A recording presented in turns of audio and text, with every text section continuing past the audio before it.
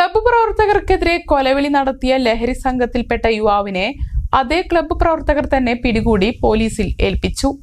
പാണ്ടിക്കാട് പെരുമ്പുല്ല് സ്വദേശി എലിപ്പാറ്റ പ്രജീഷിനെയാണ് തൂർ Thekkumpuram Galaxy club പ്രവർത്തകർ പിടികൂടി കരുവാരുകുണ്ട് പോലീസിന് കൈമാറിയത്.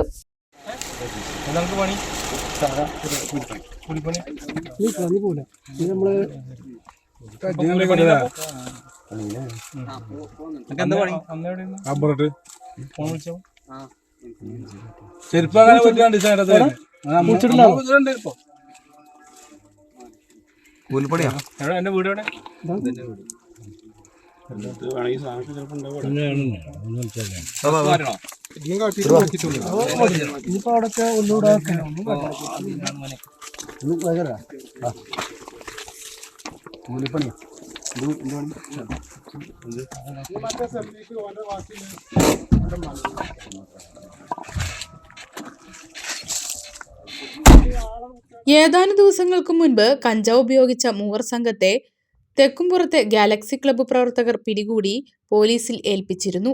ഇതിൽ പ്രകോപിതരായ ലഹരി മാഫിയ സംഘം ക്ലബ്ബ് പ്രവർത്തകരെ ഫോണിൽ വിളിച്ച് കൊലവിളി നടത്തി.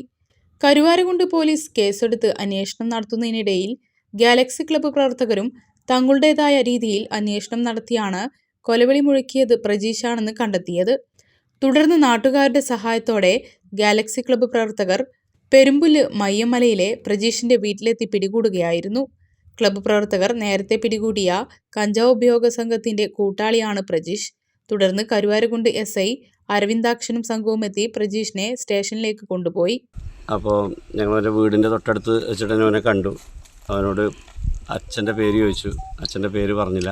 അവൻ്റെ വീട്ടുപേര് ചോദിച്ചു, അതും പറഞ്ഞില്ല. അവസാനം അച്ഛൻ പുറത്ത് വന്നപ്പോൾ അച്ഛൻ രാമനല്ലേ എന്ന് ചോദിച്ചപ്പം രാമേട്ടൻ തന്നെയാണ് എന്ന് പറഞ്ഞു. അങ്ങനെയാണ് ഇവനാണ് ഈ പറയുന്ന ആൾ.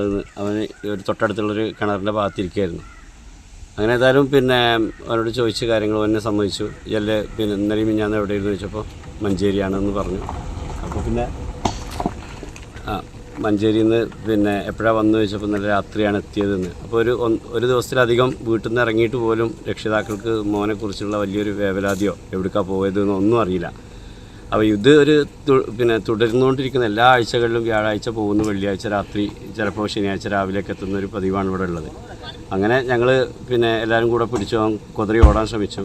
പക്ഷേ ഞങ്ങളപ്പോഴത്തേക്ക് കൈയൊക്കെ കെട്ടിയിട്ടാണ് ഇങ്ങോട്ട് കൊണ്ടുവന്നത്. അപ്പോഴത്തേക്ക് പോലീസ് പിടിച്ചു, നാട്ടുകാരൊക്കെ എത്തി. പിന്നെ ഭീഷണിപ്പെടുത്തിക്കൊണ്ടിരിക്കുന്ന മറ്റൊരാൾ ബഷീറിനെയാണ് കൂടുതലായിട്ട് ഭീഷണിപ്പെടുത്തിയിട്ടുള്ളത്. അവിടെ എത്തിയിട്ടില്ല, എത്തണ്ട എന്ന് പറഞ്ഞാണ്. കാരണം വന്നു കഴിഞ്ഞാൽ പിന്നെ ഞങ്ങൾ അന്വേഷിച്ച് ഇതിൻ്റെ പിന്നാലെ തന്നെയാണല്ലോ. ഇപ്പോൾ 2-3 ദിവസമായിട്ട് ഇതിങ്ങനെ കിട്ടിക്കൊണ്ടിരിക്കുമ്പോൾ അവൻ്റെ വീട് അന്വേഷിക്കാൻ വേണ്ടിയിട്ട് നമ്മൾ ഇവിടുത്തെ ആളുകളൊക്കെ ഉപയോഗപ്പെടുത്തി അവരൊക്കെ സപ്പോർട്ട് ചെയ്തു. നാട്ടുകാരൊക്കെ പറഞ്ഞു എന്ത് വേണമെങ്കിലും ചെയ്യുക. അങ്ങനെ വീടിൻ്റെ അടയാളങ്ങൾ പറഞ്ഞു. ഞങ്ങൾ ഒരു സഹായത്തോടു കൂടി തന്നെയാണ് നമ്മളിതിനെ പിടിച്ചിട്ടുള്ളത്.